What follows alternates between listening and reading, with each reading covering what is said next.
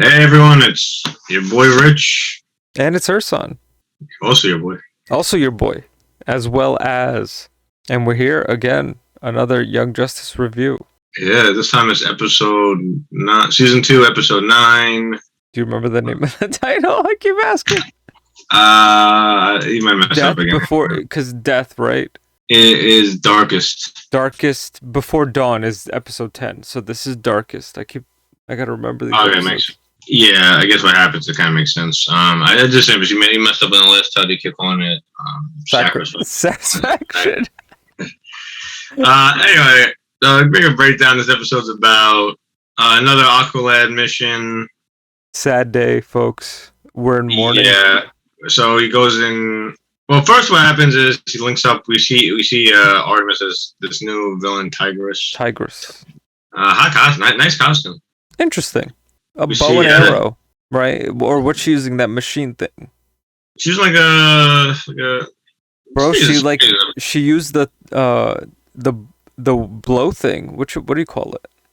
Oh, I know about I forget what it's called. It's for the tranquilizers. Yeah, that's right.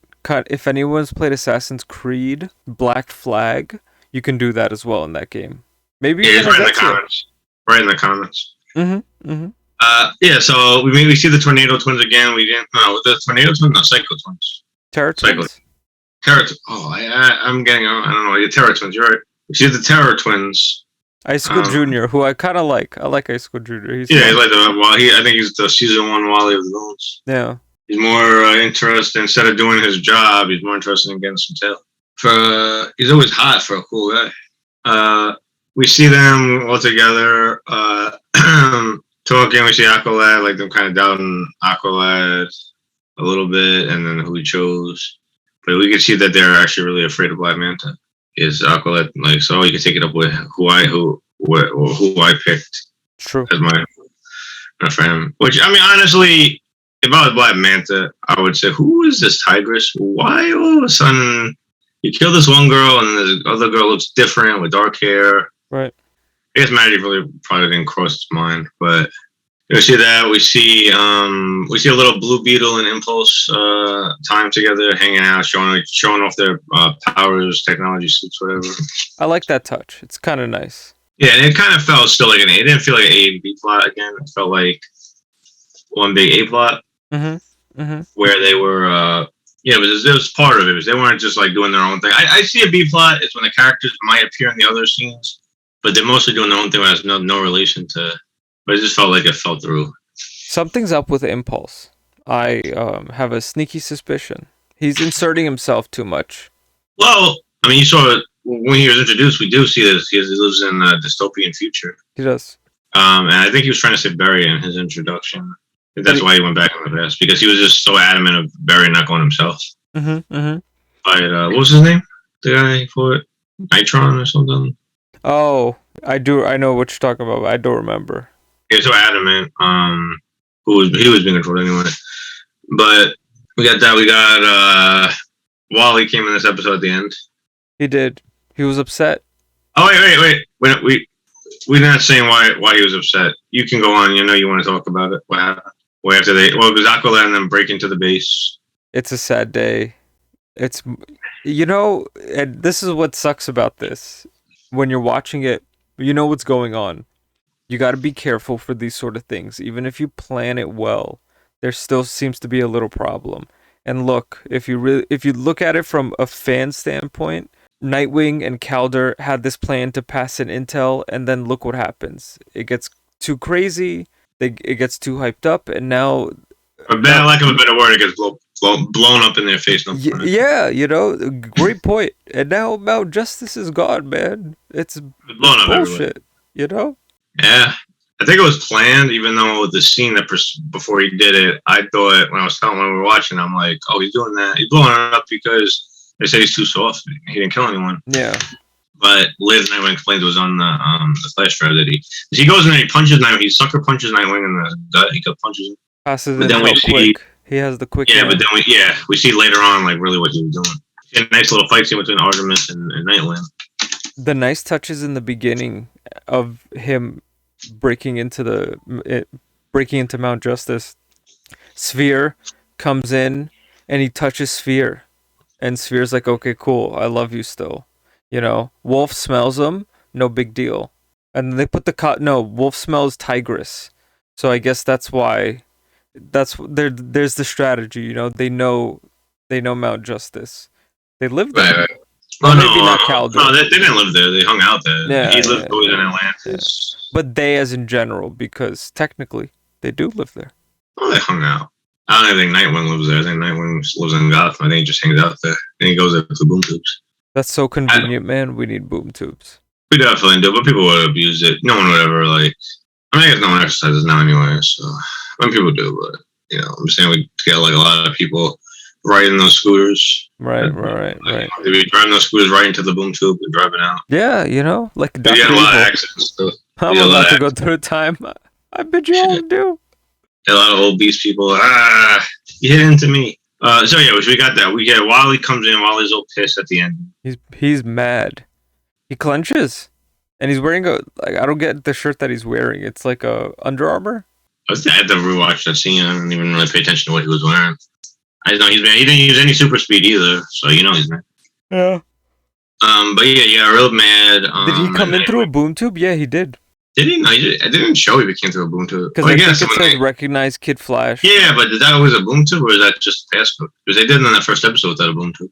Oh, that's true. They were in Hall of Justice. I'm sure he just ran there or something. But you know, he was mad because he accuses he talks about how Calder. Then was trying to defend him. Like, I'm sorry about your souvenirs. Like, you don't think I care about that? I'm worried for It's hard. It's really hard to defend because you just lost 3 more members of your team: Beast Boy, Blue Beetle, and Impulse. And Wally brings up a good point when he's like, you know, in a span of months, Calder lost the love of his life and found out Black Panther was his father. Yeah, I'm not biting. We know he fought with Aquaman. Oh, I'd love to see how he found that out, though, to be honest. Right. Into like a DNA an ancestry test or something. I'm not biting for the fake, though, to be honest with you. What do you mean? I think that's just a red herring. Oh, you don't think that he's a triple agent? No, not biting on it whatsoever. I don't think so either, really. I think Wally's just. I don't even think Greg Wiseman expects us to really believe that. I think Greg Wiseman is just showing how pissed off Wally is. And that's how, in that situation, even if you don't really believe it, I don't think Wally even believes it. But I think in that situation, you're worried about your girlfriend, your former teammates all got kidnapped. That's true. They didn't tell he passes alone. Let me just mention this. They didn't tell he passed alone tonight. One was to show where it was like a tracker he put into Lagoon Boy so he could rescue Lagoon Boy. One thing, I brought this up to you when we were watching it, and I just maybe I didn't pay attention so much to when they introduced it.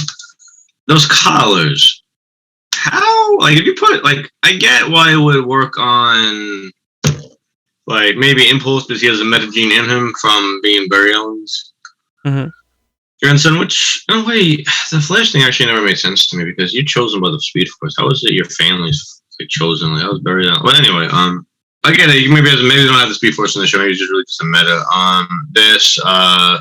Beast Boy I can see it working on. Those collars wouldn't work on, say, like Nightwing, right? It doesn't work on him. They actually put it on him, and he's like, all right, no metahuman for me. I guess anything with powers is considered metahuman because I'm just saying, like a natural state, like someone like Lagoon Boy, that's his natural, like it's his natural state. Maybe he can't blow up like a Hulk-like fish monster, but he should still have his powers. That's his natural state. Same thing with Miss Martian, Superboy, even. But maybe if Superboy has human DNA, I could see that maybe he sees a Kryptonian sort of like invasive. I don't know. Just was wondering, like, because I wouldn't work on Batman or Nightwing or anything like that. So, and that's just the natural skills. How does it work on someone that was born a certain way? I understand the point you're trying to make.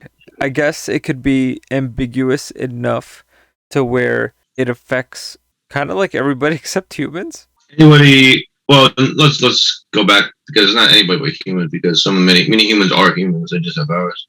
Some of them are. Well, I guess I'm just saying like an alien it shouldn't really work. But maybe I don't know. Maybe I can see maybe an Atlantean in a way because I think in the comics they were once humans and then they got put on like in the ocean or something. Made by sorcery. Yeah, sorcery.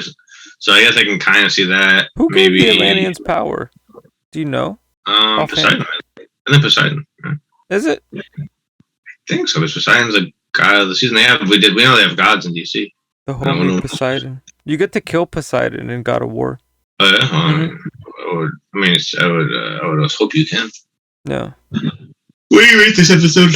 What would I rate this episode? You know, I'm upset.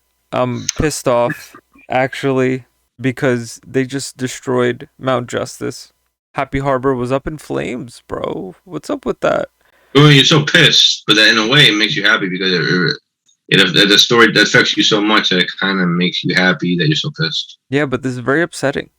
It's upsetting, but it's like when a show has a boast to actually kill off a character. It kind of sucks, but it's like, oh, too much. I think the plan, I don't know.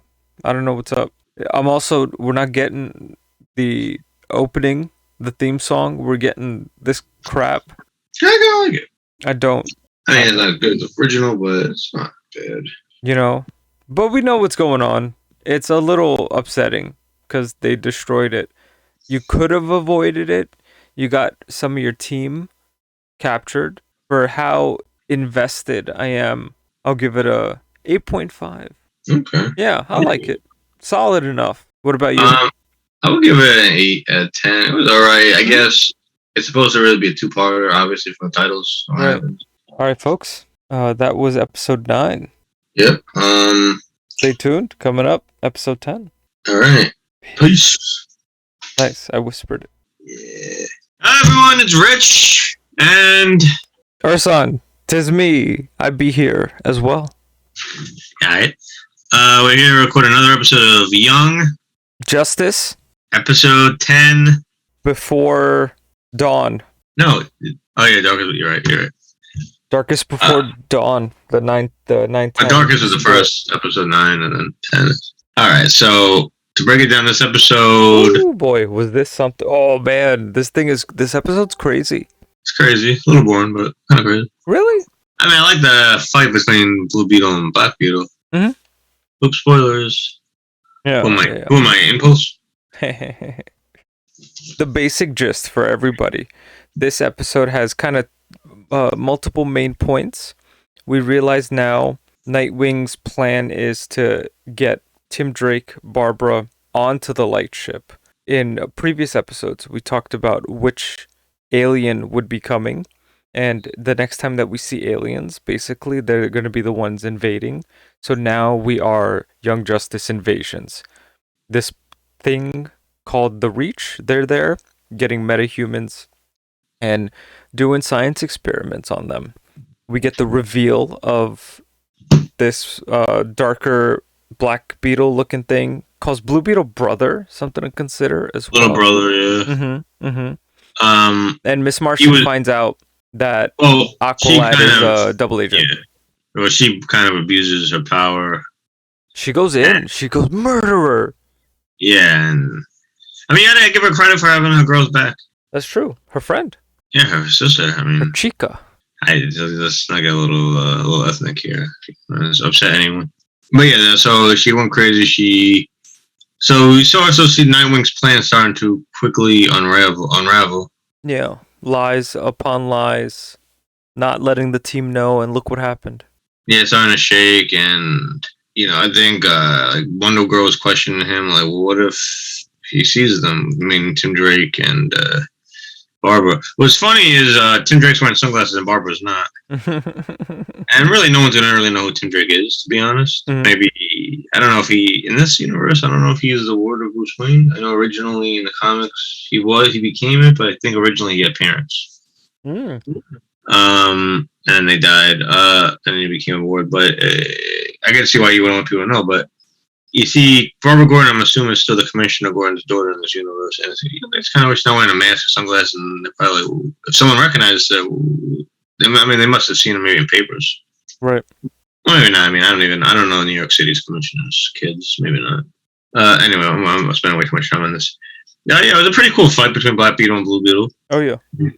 It went in, and they went all in, and the whole thing with Miss Martian, raping, for lack of a better word, raping. Mind blasting is what I like to call it. Frying his brain.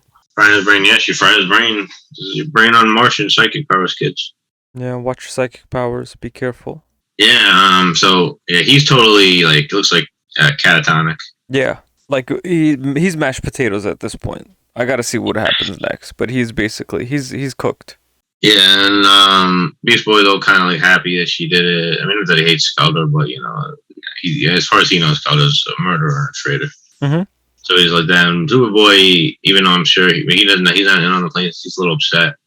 You see in Oh his yeah, face. you saw that look he gave, that quick. Yeah, we also That's why we started. broke up, girl, but I still love you. Well, not that, but he's like, you know, like, wow, like, oh yeah, I guess she loves it. We also kind of get the Reach's plan is to activate like the metagene in humans and enhance them and try to control them. They're trying to build like an army or something. Well, we got that last shot, ending shot, with all their machines, all their ships underwater, as they're giving handshakes with the United Nations. But if you remember that Lobo episode, the I forget what they're called, the proletarians, I think. They can inhabit human hosts and like act as if humans are. So we got to be very careful. Yeah, that's true. They're putting up a front. They're putting up first. You know, they pretend to be like they do something that even Gilbert Godfrey wasn't even know Gordon Godfrey. Gordon Godfrey. Gordon Godfrey even he loves like they're unlike certain heroes, which I'm assuming he means Martian Manhunter and Superman, the Hawks. He's saying they're actually you know showing themselves to the United States, to the world, like in a peaceful way, not sneaking in our back door. But then, you know, they're doing whatever under the water. So they're building kind of like a mega. Again, the activating the gene that even someone like Lagoon Boy, who, you know, he already has powers, and Aqualad makes a comment before his mashed potatoes, folks. And they're like, yeah, but he's a normal Atlantean. And, you know, it's like they want more. Mm-hmm. It's not enough. Yeah, like it's not enough. He's a normal Atlantean, so he has to have more. I'm a little confused about this It's weird the way this metagene works. I guess in the comics it's like this. The guy's probably gonna curse me out and say non-comic book fan. Sorry, I'm sorry, guys. I'm not sure, but in the comics, like, is it the way the metagene seems to work? It's like anyone with power, no matter what origin is, it's like the same gene activates or something. I guess. Well, you know, I guess X-Men did it. X-Men's a little more neater because X-Men has mutants, and mutants were kind of like what the Reach is doing now. They were experimenting on, but they were experimenting on ancient mutants. These aliens called the Celestials, and they activated the genes. But you know, I mean, there's obviously stuff like people like Spider-Man who are kind of considered a mutant, but he's not like a mutant, or like the Fantastic Four. They're not like born mutants. They usually separate those two. And this one, it's like anyone with the powers seems to be a metagene. So I guess most Martian can't be considered. I get to see Aqualad and Lagoon Boy because I'm assuming since they're on Earth, their ancestors probably were humans at one point or something like that. I'm assuming, and then they just evolved. Yeah, I'm curious to see how it. I mean, I think it's generally ambiguous enough to move the plot along. Oh, we also get Blue Beetle's Jaime's origin, which is yeah, it's a pretty good one. He skateboarding on his way home. Skateboarding on his way home, man. Just so happened to pass by laboratory. Fighting with his mom. I'm gonna be home. Yeah. He's like, Ma, get that Sunday dinner ready, cause I'm about to come home. Wrong. Skip by this laboratory. Next thing you know, his whole life has changed. Now he's fighting aliens while they're swimming in the water. Yeah, I kind of want a scarab, to be honest with you. Yeah, I'll take a scarab. Scarab, really like a green one though. That'd be pretty cool. I'm blue. I'm blue. I'm black. But we also get that was fun. Yeah, we also get more of Impulse's story. We do, yeah, bro. We find out why Impulse was so like putting himself in front of Blue Beetle all the time. Yes, because in his world, and future Blue Beetle kind of looks like Black Beetle. Right. I mean, he looks blue, but he's like the same like size and stuff. And we get a flashback. Yeah, or a flash forward, maybe. Yeah, thank you for that. Flash back forward, and he's fighting Impulse, and Impulse like, this is why you turn on the human race. But it makes me wonder, really, could that really just be the guy that's in the Black Beetle costume? Mm-hmm. Or someone like him that's using the Blue Beetle Scarab? Could it really be Jaime that far in the future? Like, I guess maybe. But he just doesn't have the build. I know he's a teenager now, but he's really going to be that big and bulky. How far into the future is Impulse? I don't know. Let's see. Pretty far. I mean, his parents aren't even his parents, and or maybe or at least his dad and his aunt aren't even born yet. So a generation. Yeah, like a few generations. I don't know when they actually have kids. Well, isn't Barry's wife pregnant? Iris, yeah, she's pregnant, but I'm saying they're not born yet. So That's true. So it's probably gonna take 9 months. Let's just say they have kids at about like late 30s. So you're talking like 30 to 35 years from now, the world might go to shit.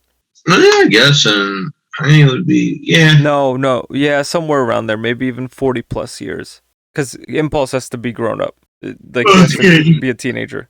Yeah. And I mean, if it's comics, I don't know if the comics are. It's going to like take place from the comics, Mhm. but in the comics, for a time, what's her face?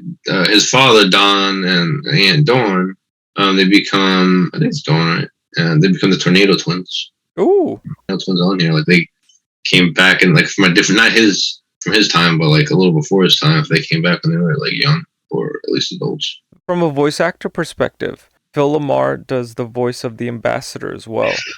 As Aquaman. Yeah, and Aquaman. And the same lady that voices Kat, the reporter, also does Bumblebee. Nice. You heard it here first on Young Justice Review. And episode 9 and 10 together. Yes, Stay sir. tuned. Coming up next, episodes 11 and 12. Goodbye. Bye, everyone. Bye. Bye.